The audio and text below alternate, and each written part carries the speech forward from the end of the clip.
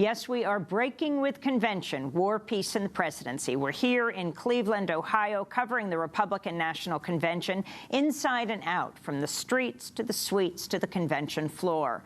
On Monday afternoon, the RNC briefly erupted in chaos when some opponents of presumptive presidential nominee Donald Trump stormed off the convention floor, and others chanted in protest at their failure to win a symbolic vote opposing Trump's candidacy.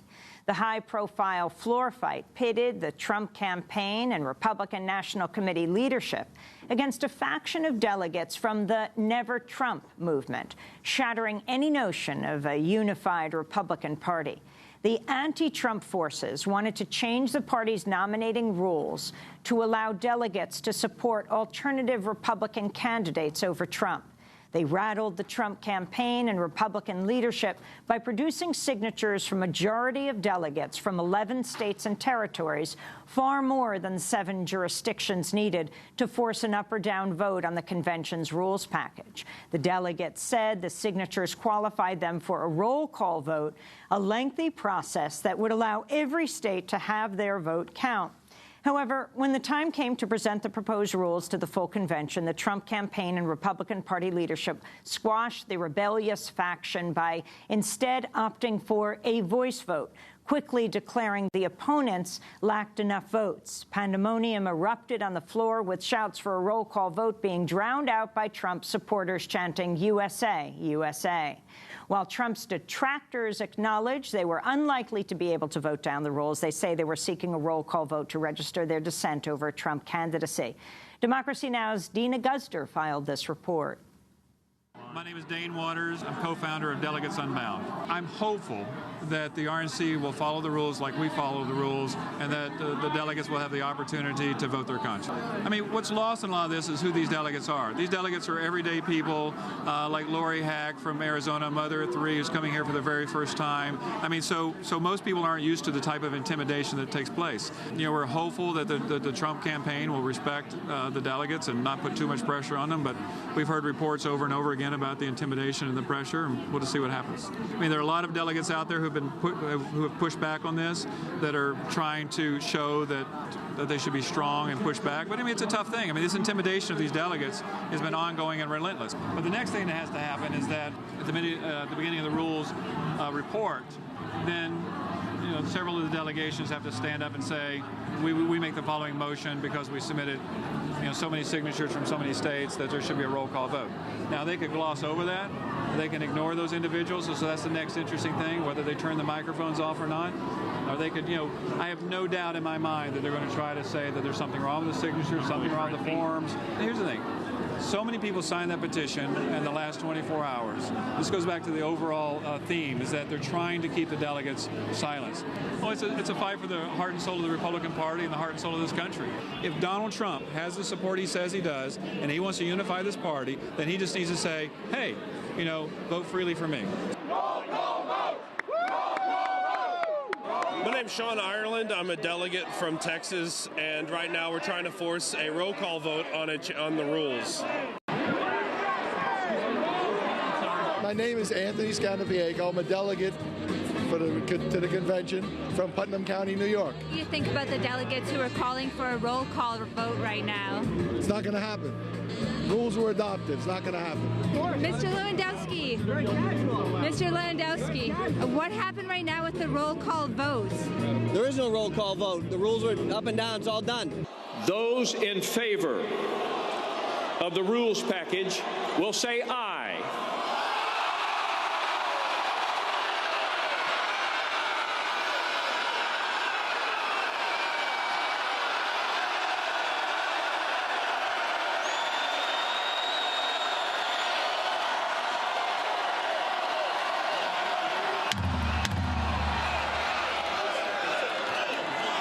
Those opposed shall say no.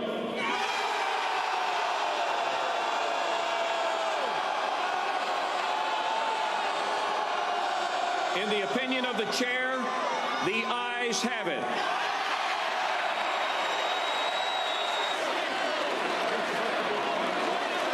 Point of order, Mr. Chair! Roll call.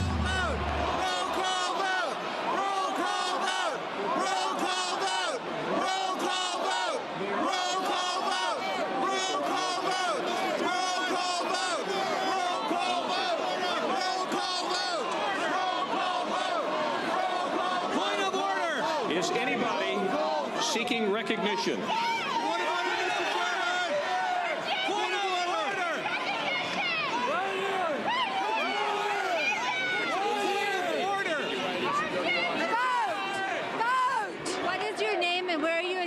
From Alabama. My name is Ann Eubank. They want to approve the rules without a vote.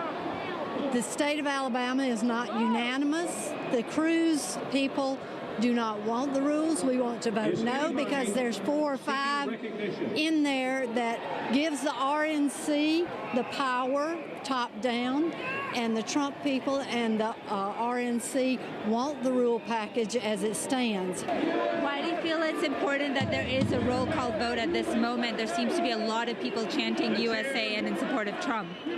Because that's what Trump does. He's a bully. He overrules everything that is against what he wants specifically.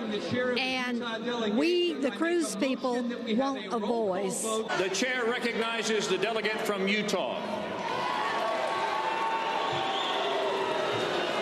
My name is Phil Wright. I am the chair of the Utah delegation. I make a motion that we have a roll call vote on the rules.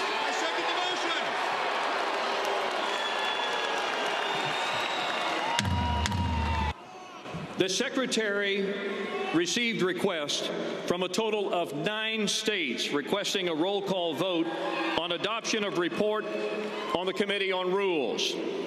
Subsequently, the Secretary received withdrawals, which caused 3 states to fall below the threshold required under the rules. Accordingly, the chair has found insufficient support for the request for a record vote. My name is Scott Hawkins, and I'm with the Utah delegation. And what just happened here on the floor? We were just cheated out of our right to vote. Why do you think that they wouldn't allow a vote to happen, the RNC heads allow a vote to happen? Because the RNC has obviously made a deal with Trump. They feel that they can control Trump and make deals with him. The RNC is kind of like the party of crony capitalism, and we're more like free market capitalism, the real thing. Which candidate did you support before Donald Trump came on the stage? Cruz. If Donald Trump becomes the party's official nominee, will you support him? I'll have to see. I haven't made up my mind about that yet. What are some of your concerns about Donald Trump? The party is encouraging people to support whoever the nominee is, but I find Trump so repulsive. It may be difficult for me. What about him do you find so repulsive? His divisiveness, the way he makes fun of people who have disabilities. He makes fun of people who of different colors. So he has bigoted attitudes. That's not the party. That's not the Republican Party.